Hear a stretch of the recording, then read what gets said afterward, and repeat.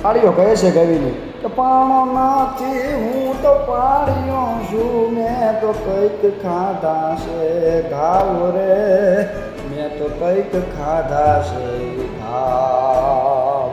કવિ પૂછે છે પાળિયાને કે પાદરમાં તું કેમ ખોણાણો અને ઓલા સિંધુરે તું કેમ રંગાણો.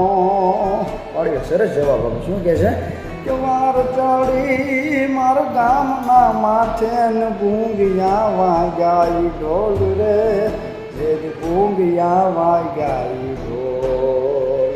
ખાંડાના ખેલ ખેલાણા તે દિયમ ન્યાય ખોળાણા ખાંડાના ખેલ ખેલાણા તે દિયમ ન્યાય ખોળાણા.